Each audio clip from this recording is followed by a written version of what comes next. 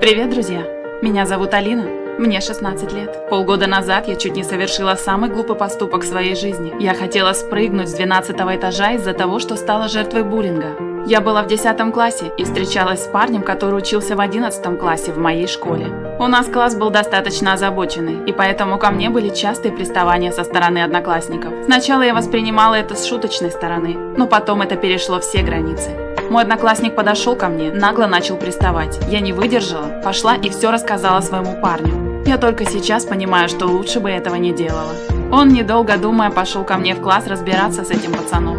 Ну и как это обычно бывает, началась драка, которую заметил и начал разнимать директор. Он, недолго думая, вызвал моего парня и одноклассника к себе в кабинет и выгнал из школы навсегда. Всю ближайшую ночь я очень сильно плакала из-за того, что сделала. И на утро, немного успокоившись, я пошла в школу.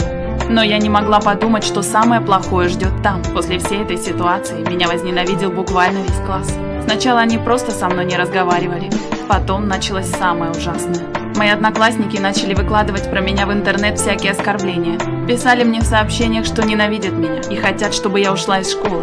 После этого меня начали оскорблять прямо в школе, говорить гадости про мою семью и толкали. Потом я начала замечать на стенах разные неприятные надписи про себя. Каждый день, приходя домой, я ложилась в кровать и долго плакала, потому что не знала, что мне делать и к кому бежать. А родителям я не хотела рассказывать, потому что думала, что проблемы не уйдут, а наоборот, их станет еще больше. Лежа в кровати и смотря в открытое окно, я понимала, что именно там должны закончиться все проблемы. На следующий день, придя опять в слезах после школы, я решила покончить со своими проблемами в 1 секунду. Прямо здесь и сейчас я была готова прыгнуть с 12-го этажа.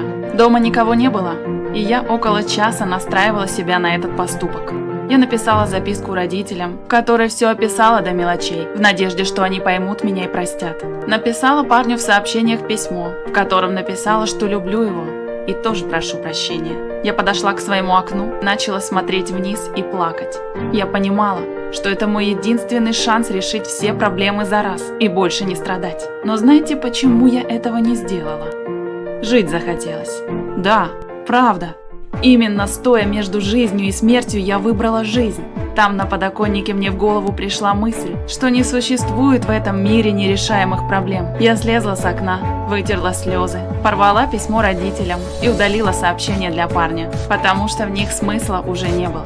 Я начала думать, как же лучше мне поступить в этой ситуации. И я решила, что просто перейду в другую школу и никаких проблем. Недолго думая, я сообщила о своем желании уйти из школы своим родителям. Они, конечно, поинтересовались, почему я хочу перейти. Я ответила, что мне в другой школе больше программа подходит. Придумала, что могла. Спустя пару дней мы забрали документы с той школы и перевели меня в другую. Слава богу, у моего отца были там связи, и меня спокойно перевели в середине семестра.